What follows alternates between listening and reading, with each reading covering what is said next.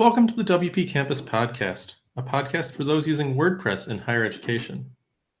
The last couple of episodes of the podcast have focused on big changes to WordPress, Gutenberg, and GDPR privacy tools. It's easy to get caught up in the energy and the drama of changes like that, but they're not really why people use WordPress in higher ed. So why do we use WordPress? What makes it such a valuable tool? A big part of the answer to those questions is WordPress Multisite. My name is Brian DeConnick, and I work at NC State University. I'm joined today by my colleague and co-host, Jen McFarland, and by Ronnie Burt. Ronnie works with CampusPress, a president-level sponsor for the 2018 WP Campus Conference, and he's here to showcase some of CampusPress's clients and talk about what makes Multisite such a great fit for so many different higher ed use cases. So welcome, Ronnie. All right, thank you very much for having me. Oh, we're really happy to have you.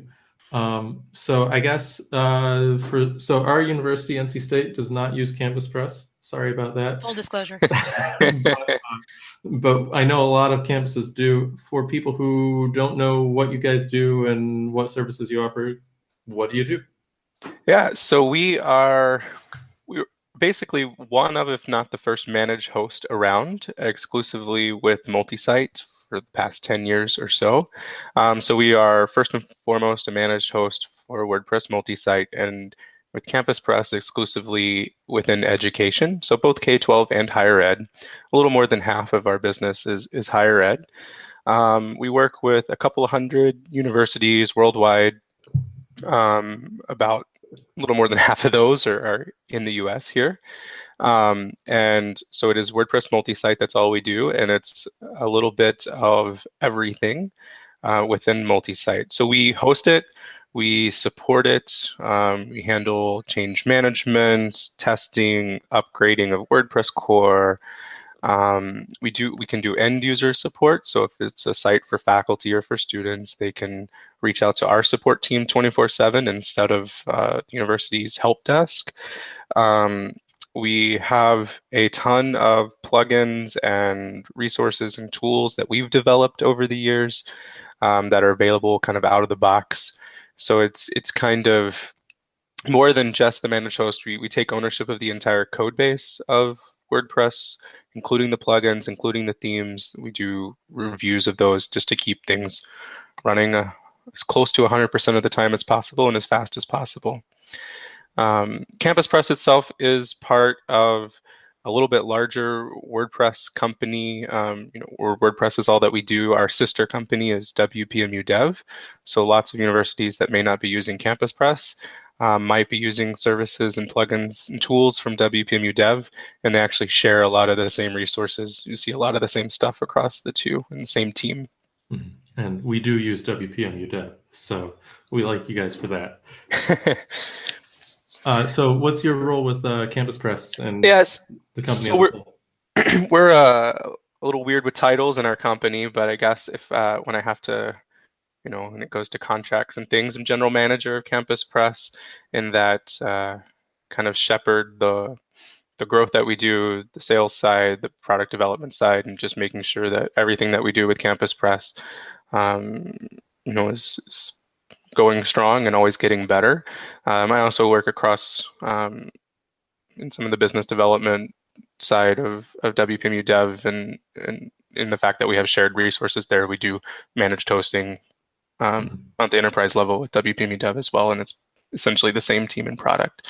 So that's, in a nutshell, what I do. A little bit of everything. It changes every day. Mm-hmm. How long have you been around? I've been with the company now for a little over 8 years. When I started, CampusPress had a different name of EduBlogs Campus. Oh, right. Okay. And so EduBlogs is still around as well. EduBlogs is more K-12. It's one large multi-site network. It's actually, we're pretty confident that it's the oldest multi-site network on the web. I believe that. Yeah, I remember it being around a long time ago. It launched before WordPress.com, actually, as an MU, and it's got a little over 4 million blogs going strong. Really popular, especially in the K-12 market, with teachers for blogging sites and things like that. And we use that. That's kind of where everything started. WPMU Dev came out of EduBlogs. We were building a lot of stuff for EduBlogs, and people were like, well, we want that. So we turned that into a business. So Multisite has really been the focus of our company from the beginning. Did you say 4 million? Yeah, there's a little over 4 million blogs on that one. That's impressive.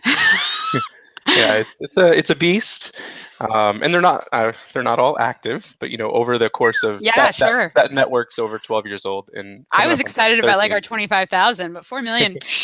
It's quite the database. Yeah, but it's given us a lot of experience and scale, and it's a lot. That's where I personally got started. I was a classroom teacher, middle school and high school math teacher, and was using WordPress with some of my stuff and came across EduBlogs, and it eventually snowballed into a job. It was kind of the first non-technical person, second non-technical person on the team there. Brian's got a math degree too. You guys can have some math fun later. I'll just sit here and laugh at you guys. Yeah, Jen has a textiles management degree, so yeah, really big on the math. So all that's awesome. So when we were emailing back and forth before the show, you sent me a few links to some of your clients who are using Multisite in different ways. It's hard to do like demos or a showcase in an audio format, but let's talk through maybe a few of the sites that you shared with us. Yeah. So if there's one in particular you want to start with, go right ahead. Well, I think I'll just emphasize that no two installations are the same, and no two kind of implementations of how our customers are using WordPress and WordPress Multisite are the same. So it's everything from the very top level main site. Providence.edu is an example of that, where it's their main web presence, the homepage of the university, plus the different departments and everything that comes with being the top level main site. And to be honest, that is on the newer side for us. We got our start, through EduBlogs, through the learning side, through classroom blogs and stuff like that. But that's also 10, 12 years ago when WordPress was a blogging tool and is now known for, being the CMS of choice. And so it's only natural that we see more and more typical CMS use with WordPress and Multisite. So, a benefit of your main site like providence.edu is, so your admission site can be a subsite on the network, and you can just give someone or a small group of people in admissions access to edit the content of just their site, but they won't have access to edit someone else's site on the network or the main website. WordPress permissions are pretty good for that. It's totally extendable. I know I'm preaching to the choir if you're listening to a WordPress podcast. Yeah. But what we see, some of the cool things that we're seeing with top level sites and across all the sites that's kind of related to main sites is things you can do with content syndication. So we have a post indexer plugin that will index all of the posts and custom post types across a multi-site network. And then you can use short codes or template tags or different ways of displaying that content across the network. So if you have, you might have a tag that if it gets used anywhere in the multi-site installation, then it's going to highlight that post on the main website. So it's just an easy way of kind of syndicating the content or reposting. Anything from just the title of the post to the full body and text of the post that way. So that's kind of a cool implementation. You also, work through the strengths of WordPress and that it's extendable, it's easy to develop. The theme, you share a common theme or set of themes across all of your sites and that sort of stuff. Just makes a lot of sense. And I think that we're seeing more and more main site implementations as time goes on, as people are, every whatever it may be, 5, 7, 10-year cycle of updating that main website. WordPress is becoming more and more used there. Well, and it makes sense as just a way of consolidating and managing your web presence. So at NC State, we don't have our main homepage is not part of a multi-site with the rest of our departmental sites and college sites. Mm-hmm. But we did just over the last few years go through this long exercise of still sort of ongoing of bringing everybody on board with a new brand, and having everything centralized in a single environment certainly makes that easier. For sure. And definitely. I mean, and I know that you mentioned in the pre-show and the previous discussions of GDPR, or even our US customers were getting questions about easy way of adding cookie notices and privacy policies across all of their sites that they have never had to really think about before. Having it in a simple multi-site or single multi-site has made that process easier for many of the customers. Mm-hmm. And so then I guess beyond the main sites, kind of our bread and butter, the typical customer, if we had to have one that we would describe, is kind of a self-service, on-demand WordPress multi-site platform, Mm-hmm. where faculty, students, staff, whoever's affiliated with the university can go to a landing page, click login, and create a site or multiple sites within the multi-site network. So there's lots of examples of those. u.osu.edu at Ohio State. I like that one because it's a nice, short, easy URL to share, but it's also a very branded installation. So every site there is using one of just a few themes that they've developed in-house that are branded, match the university marketing guidelines and web style guidelines and all that sort of good stuff. But any student at, if Ohio State's the largest or one of the top 2 or 3 largest universities in the US, right? That's a lot of students that can just go and create a site. Mm-hmm. That's a WordPress site there, and they don't have to worry about it getting too big, or how long. They might just be using it for a course that lasts a couple of months, or it might travel with them throughout the entire 4 years that they're in the program, or whatever it may be. Faculty as well, faculty sites. It's just a out-of-the-box WordPress platform for anyone to use. Mm-hmm.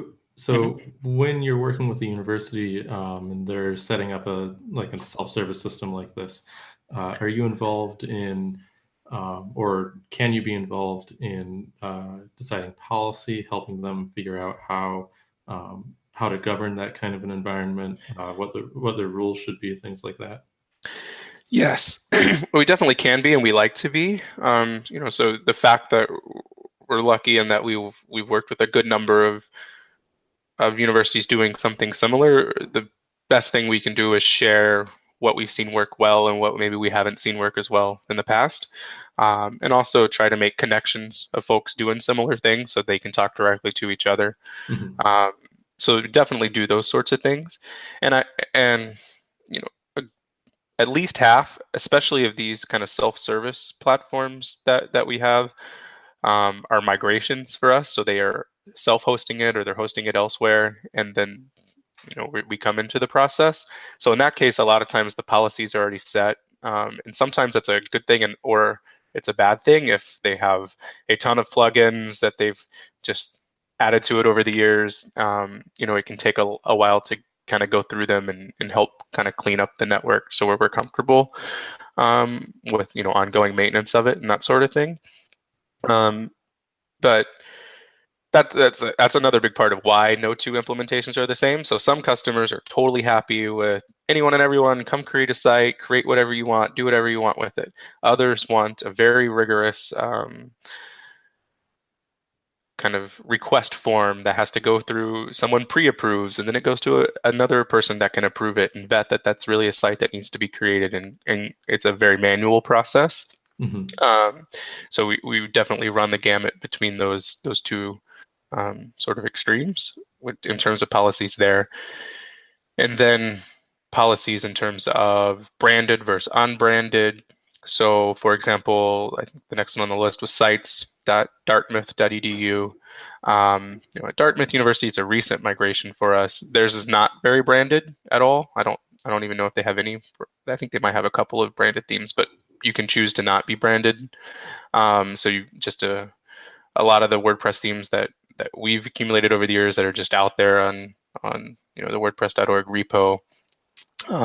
Those sorts of themes that people can do anything they want with those sites. There's a little bit less kind of policies, approval, governance on those. Is that more of a challenge for you because then you have more overhead in terms of support for those kinds of things? Yes and no. I mean, we try to offer as many themes and plugins and things like that we have committed to supporting ongoing. So we know when we do an update for one customer, it's going to be an update for all customers. So we're okay with that, and we're very careful in the plugins and themes that we select. For example, themes in the last 2 or 3 years, we're only adding themes that have been reviewed by a third party as accessibility ready. That greatly limits the number of themes. Like if it doesn't meet that tag, we're not going to accept it. Mm-hmm. So there's things that we can put in our policies to kind of make sure that we're comfortable maintaining it long term. So does that make sense? Oh, yeah. Absolutely. Yeah. Yeah. I'm just like trying to glean ideas here too, because of course we have a lot of the same problems with, there's plugin bloat over time, there's theme bloat over time. We're more of the Dartmouth model where people can use multiple things, but we do have some campus themes. So, yeah, I mean, it's a challenge. It is. And I mean, one thing that we've done recently that we didn't do for years and years and years is start retiring themes and plugins. I was going to ask about that and sites too. Like how often do you go through and clean out old sites, or do you?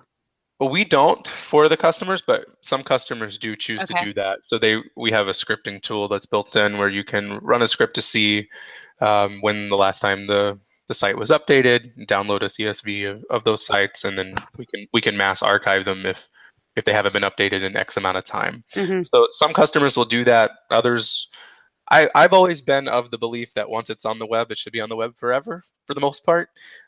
With some, I mean, I understand the governance reasons and the privacy. Like it's easier to have less data, but if it was published records publicly, retention, people love you. Yeah, but if it was public on the web, someone published it on the web for a reason. They didn't give it a sunset date. I wonder if your database administrators feel differently. Yes. But people are, for the most obvious reasons, people might be linking to that somewhere, and now you've created broken, dead links around the web. I feel like if it's a public site, it typically needs to live ongoing. There are your argument. I'm going to steal it the next time somebody asks me when we're cleaning up our stuff.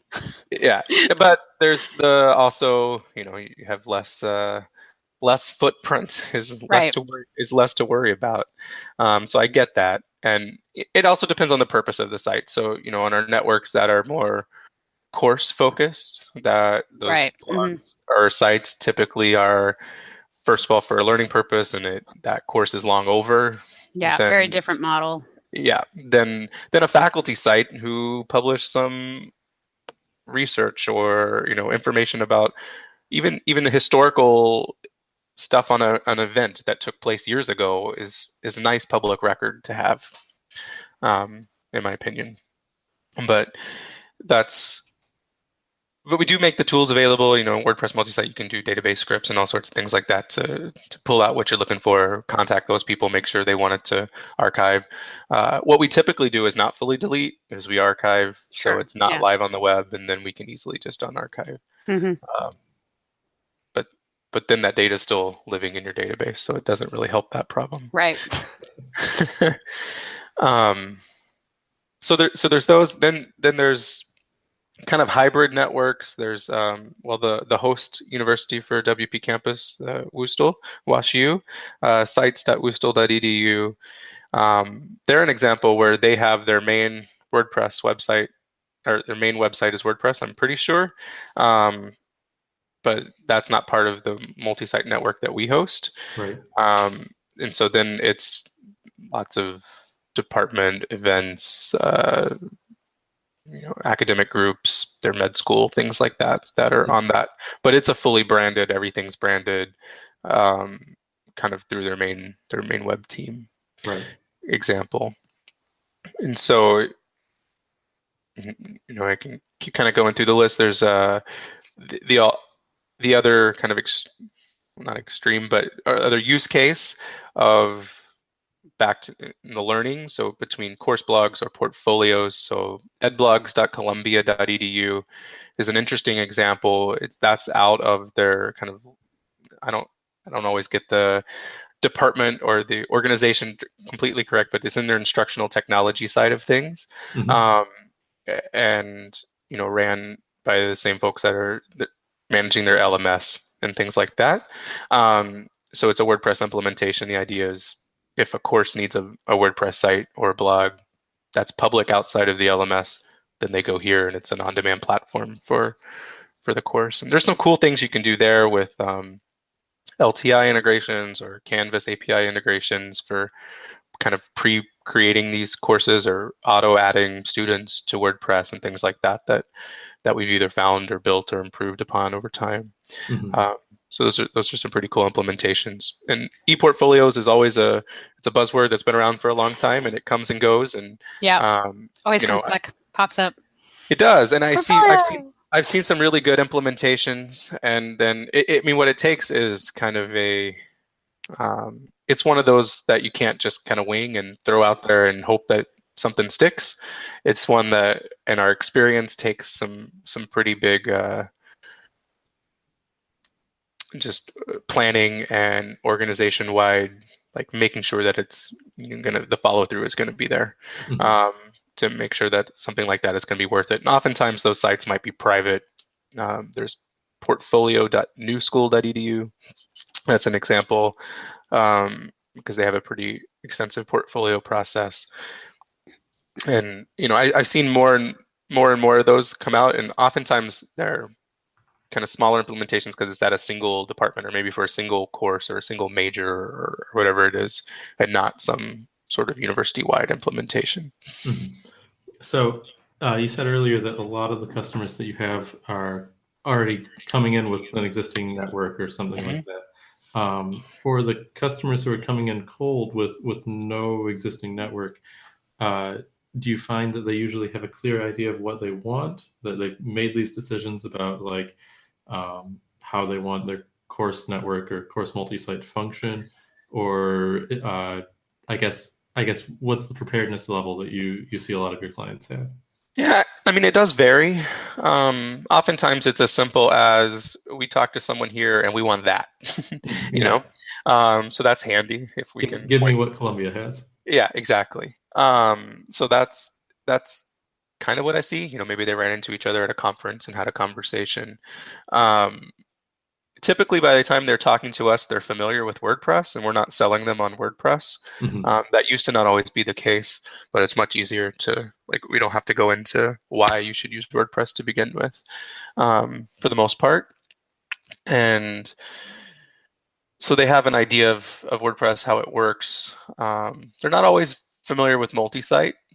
They might be more familiar with kind of single-site implementation. So kind of going through what you can do with multi-site and what those sort of tools that it brings to the table is big in the process, that we can kind of identify exactly what it is that they're trying to achieve, what that pain point is that, or problem that they're trying to solve. And then, so I guess when they come in, let me ask it this way. Have you ever had anybody surprise you with a request? Do you find that a lot of the things universities are looking for basically fit into well-established categories, or do you ever have anybody come in with a really wild multi-site need? Sometimes the wild would be if they want to just make,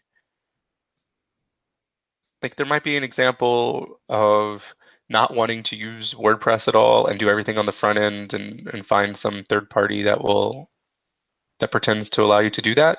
And then you kind of are taking away the purpose of WordPress to begin with. You have to talk them off the ledge before you. Yeah, it's kind of like, well, yeah, I understand. The WordPress dashboard isn't that scary. We should allow them in there. Your users will probably want that over something else. So kind of talking, because I think it was a good idea. Where they were coming from makes sense. They wanted a kind of a Squarespace implementation of totally on the front end. They can't mess anything up and all that sort of good stuff. But our users are, once they get into something, they're going to want to make more changes. They're going to want more features, more plugins or whatever that we wouldn't be able to support. Plus, a lot of times, I guess the crazy things, I don't want to use the word crazy, but you can use crazy. The challenging things that we get are requests for specific plugins or maybe specific themes that our gut feeling or our research is just showing that this may not be something that's going to be around long term, right? And I hate to set customers up for failure of the future is like, we can't support this. So there are lots of projects that have come up over the years. I can't remember some of the names, but some that do like that make a lot of sense and would be really useful for publishing research or sharing, like I can't think of what it's called, but academic journals listing and things like that. So when faculty have published these sorts of things, so these plugins that are out there, they often are tied to a theme or something like that, but you can just tell that it may not have, the project may not have legs to be around long term. So I don't want you to build an entire multi-site network around it, and then we will be up the creek later. Same with like choosing some fantastic looking theme forest theme that seems to answer, every prayer you've ever had about what you want your website to do. You didn't have to say theme forest; it was assumed, but yes, yes. I've used themes. There's some great things there, but it's an open Wild West market. They do some reviews and things like that, but it's not the same. Like, it's an independent developer, and you don't know what's going to happen with it later. Yeah. So you don't want to put all of your stock in your site based on that, knowing that it may not be updated in the future or around or work well in the future. And do you have people who, come to you and ask for plugins that do something that another plugin already does, or that a theme already? Yeah, I mean, that's the every single day. So how do you just like point them back to that other thing and say, we're not going to like keep adding to this environment? Yeah, and people seem to understand more and more. I mean, part of it is we tried to develop the largest, as large of a plugin kind of recommended plugin list that we can support as possible, that does 90-something% of what everyone needs to do. So we start with that, and then oftentimes I find that people want a plugin that does something and they can just use embed code or something like that. It's like, well, it's just so much easier for us to just use some embed code, and not just easier, but future-proofed and all sorts of things like that. So we definitely go through the plugin vetting game. I think that's a big part of kind of the education process when we onboard a new customer, especially if they're not familiar with, if they've been hosting it themselves and they're moving it to us, they understand that pain, and they're kind of happy for us to take it on. if they're kind of newer to it, and the end users, I mean, I understand, a gung-ho faculty member who is used to going to the WordPress repo or wherever and uploading whatever plugin. I understand their frustration. But we just have to explain why we're doing this in the best interest of the long-term health of the website in general and the multi-site network. So do you have any governance or policies to back that up, to say so if somebody's really pushing it, you can say, well, look, at the end of the day, this is just not something we're going to do because X. Right. We have code guidelines. Yeah. Okay. So functions and things like that we just will not support. So we can often point to one of those in these sorts of plugins or themes. We also will do performance analysis, and we can prove that, look, there's a big performance hit here with this, and that's not something you really want. Can always go back to even things that say they're accessibility friendly. We can always find some accessibility problems with just about anything, unfortunately. Right. So there's different tricks that we use to kind of prove our point, knowing that we also don't ever say no without trying to give some sort of alternative. Absolutely. Solution. Yeah.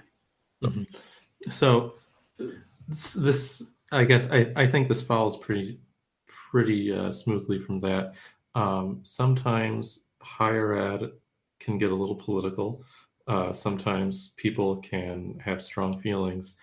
You don't have to name any names, certainly, but no one has strong feelings, Brian. But I guess, is it ever a challenge? College X or University X has a new vice chancellor for whatever, and they want to totally change everything, or they don't understand why they have this relationship with CampusPress or something like that. Do you ever run into? I'm sure that's just us.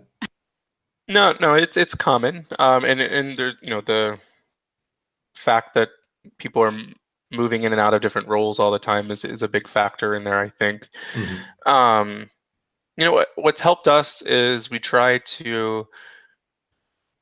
typically have one, maybe two main contacts with a customer, Mm-hmm. and that's pretty much the only person that we deal with, that we communicate with and talk to, and so they're kind of the filter. So we're not. I mean, we do have calls and meetings like that with large groups, and sometimes that kind of stuff comes up. You can tell that there's, different views on how we should achieve things in that group, but we filter it all through that main contact, and it's kind of that might be the only person we listen to. That's a great idea, Brian. We should do that, and you should be that filter. Let's try that. No, that was a very good answer, and you navigated the trap that I set for you very nicely. So I want to shift gears for just a second. So EduBlogs has 4 million sites, you said. You also have a lot of different clients, a lot of K through 12 and university clients all around the world, and I assume many of those multi-sites themselves have thousands of sites in them. Mm-hmm. That is an unbelievable scale that you're working at. Like maybe second only to like Automatic. Mm-hmm. How do you do that? So yeah, give us the goods. What's really how do you manage on that kind of scale all these different multi-site installations? Is it magic? It's magic, isn't it? It's to me, it's magic. So we've invested a ton in moving to AWS, which has changed all of our lives in many ways. So we, for years, were with Pier 1, became Server Beach, and we still have some legacy stuff there. But so we've always managed the servers ourselves. I mean, we've always been involved in the day-to-day management of setting up the infrastructure and how it all works and things like that. So, but as we were able to move into AWS, that's allowed us to do things like, first of all, much easier to offer data center options for our customers outside of the US, in the EU, in Australia, things like that. So locally, and as laws have changed significantly, the need for that is now that's a given. You have to do something like that. When before we were like all in one data center in San Antonio down the road from me at Pier 1. So that's investing a lot in AWS and in learning all the different tools that we can do there with AWS has been critical. Setting up what we do for redundancy, so that when there's a problem, at least there's an alternative there to not have the sites go down and things like that. And that's cheaper to do at scale than it is to do for an individual site. So we have kind of the benefit of that. And actually our overall hosting costs have gone down since moving to AWS, which is good. Until we start adding in other services and additional backups and dedicated and stuff like that. But I mean, my answer really is you have a team. It's been a lot of trial and error. There were growing pains that our customers would openly admit to through the years, that led us to the move. So some of the technical kind of roadblocks that we had to overcome, some of the big ones that are interesting to talk about. The first is in a multi-site install, particularly like a course blog or something like that, where you might have a class of 500 students in a chemistry class logging into WordPress at the same time to do something. Concurrent logged in users is a challenge at scale. I mean, it's more than just that class, right? Then you have all the other sites on the network and things like that. I think higher education has to be unique in this. I mean, it's something that we see as well. Obviously, logged in users, but also just, first day of school, first week of school, everybody hits stuff at the same time. And, you can kind of count on it being a problem, but you can't always count on all the sites that are going to be an issue or where that problem's going to pop up. Right. So it's always kind of fascinating that first week or two. And then, of course, people stop going to class and it's not a problem anymore. Well, that's true. Well, and I mean, we see our, hosting costs in August, September are substantially higher than they are in the middle of the winter or whatever. A little depressing, but okay. Yeah. And so, you can see with that traffic and things like that and just being prepared. And it is a unique in that aspect. It also, multi-site, dealing with SSL certificates and the fact that I still don't understand the 100 domain limit on a cert. I'm sure there's a good reason for it, but I haven't researched it too much, other than to know that 100 domain limit is there, and that's a massive pain point. We've done enough with SSL certs and vhosting, and I can't imagine what it's like with 4 million sites. Yeah, I mean, luckily most of those, it's just a wildcard cert or something like that. But also, universities don't like to provide wildcard certs. For the most part. Yeah. So it's kind of a, we want you to host all of these sites for us, but we don't want you to have the tools you need to do that. Sometimes is a governance issue that we hit across sometimes. And Let's Encrypt has helped there a lot for the customers that will allow us to use Let's Encrypt for free certs. I mean, even then, there's still a 100 limit.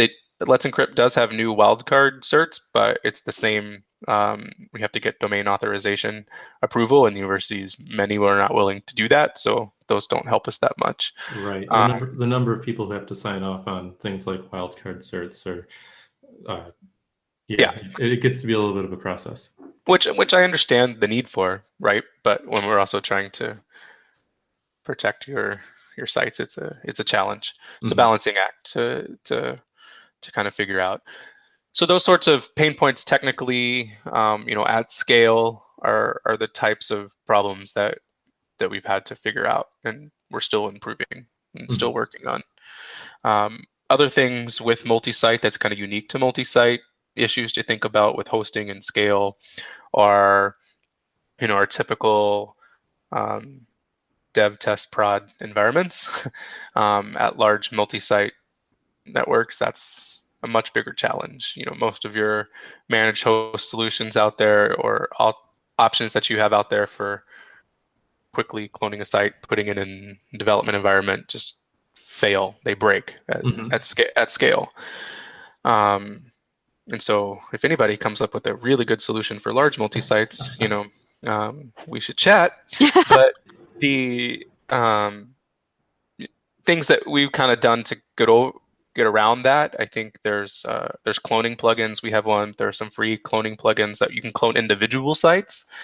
So we use that kind of for testing and development environments, and then moving it to production. So you can take an existing live site on your live multi-site network, clone it to a new site, like a new URL, make it private maybe on the site, change your themes, change your content, activate the plugins, whatever you want to do, and test it, and then you can clone it back over to the live site when you're ready. So that's kind of a workflow that most of our customers are pretty happy with when it comes to an individual site on the multi-site network.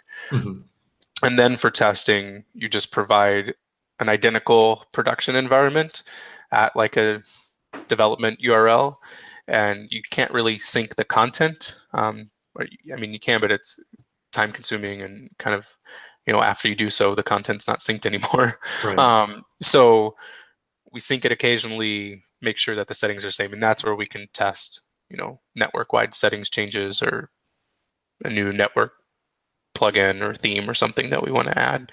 But those types of things are different than maybe a small multi-site or a single WordPress install. And it's often kind of confusing and something developers that are used to that. So, it's been drilled in all of us, this test dev prod, environment. Right. To not offer that is something to kind of talk through the reasons why and make sure that we're happy with alternatives around it. Mm-hmm. Yeah, absolutely. So I just want to wrap up with one last question for you. This has all been really useful I think I've been watching Jen take notes as we figure out how to maintain our sites. This has all been really useful and interesting for us. We didn't even get to the question, give me all the good plugins. Yeah. Like, just send me that list of approved plugins. But I'll just catch you at WP Campus and be like, come on, give it up. Absolutely. And it is in our docs section on campuspress.com. I think it's /docs/plugins is all of our approved plugins. And so many are ours or from WP Dev, but many are also not, that we've kind of vetted and approved. That's cool. And to be honest, I'm not going to lie, we stock the WordPress VIP plugin list and pull from there when we can and things like that. So sure, it's a good thing. Mm-hmm. So CampusPress has been involved with WP Campus basically from the start. You were a sponsor at the first event in Sarasota. What makes WP Campus so valuable for CampusPress? I think for our entire team, it's the only or the best kind of professional development that we can have internally. So, the conversations that we can have, the lurking in the Slack channels, being at the conference and attending the sessions for our whole team, we can't get anything better. The folks that are using WordPress on the front lines, that's who we need to learn from and know how we can only make that experience better for them. So, it's completely a big part of what we do. Almost all of our team, from the support, sales, down to the developers, they'll lurk in Slack and watch the online sessions and things like that. So it's huge for us. I'm going to add on to that. What are you most looking forward to at this year's conference? I haven't checked the schedule completely yet. In terms of sessions and things like that, but I feel like every year there's a little bit of a kind of a focus on what we're talking about, and I could be totally wrong, but I kind of get the feeling that we're talking more about content and use of different ways of generating and sharing and using content, and that's kind of a focus of mine too. So any conversations or sessions around new and interesting ways of anything to do with content is good for me, because I feel like in general, this is outside of higher ed, marketing and things like that. We have content overload, social media exhaustion. True that. I could go on and on about this stuff and lost in the noise. And so I want to know what folks are doing to combat that. Do you think Gutenberg will help with that because it will accidentally delete all of our content as we transition? Yes, it's definitely going to, on purpose, delete all of the content. On purpose. I think that's by design. It's Matt Mullenweg's secret plan. Yeah, that's a feature, not a bug. But I would agree. And I think that Gutenberg will help. We can make more interesting content. I see. More interesting looking content, I should say. And I don't know what I might have some skepticism on people really wanting to make every single post look beautiful because we do that on some of our internal company blogs, and it is a lot of work, and it takes more than one. It takes more than one person. It's exhausting. Right? It takes a designer who's not a content expert, whoever's writing the content. It takes collaboration there. And design is something everybody thinks that they have, but very few. Yeah. I know that I'm the worst designer in our 100-person company by far, but it's but I'll still try.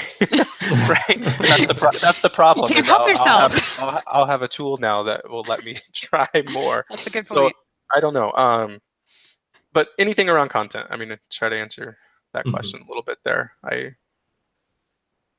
I'm curious as to the direction that's going, because good old-fashioned content marketing, hoping that people find you through Google, it's just not working anymore. I think for universities as well. All right. Well, thanks so much for talking with us. I'm just going to read a few things before we wrap up. If you have something else you want to say as I read it, feel free to jump in. This is not a very formal podcast. WP Campus 2018. It will be July 12th through the 14th at the campus of Washington University in St. Louis. In addition to the 34 talks on a wide variety of topics, this year's conference will include workshops on Gutenberg, content strategy, and web governance. And then there are also going to be some games running through the conference. There's a little something to mix it up a little bit that I've been working with Rachel on to encourage some good conference behavior, get more session feedback, and hopefully have a little bit of fun too. We should get Rachel to let us drop some hints about trivia questions in here. Yeah. You can learn more about the conference and everything that we've got planned for it at 2018.wpcampus.org. Just as a reminder, you can subscribe to this podcast on iTunes and on Google Play by searching for WP Campus Podcast, and you can listen to each episode and follow links to more information at wpcampus.org/podcast. Be sure to follow at WPCampus.org on Twitter for announcements about the conference and also for news and updates about the podcast, the WP Campus community, and anything and everything else, WordPress and higher ed. And if you have a suggestion for this podcast, or there's a topic or a guest you'd like to have on, tweet it at WPCampus.org and we'll see it. So Ronnie, thanks so much for joining us. Oh, thank you. And I'll see you in St. Louis. Yeah, looking forward to it.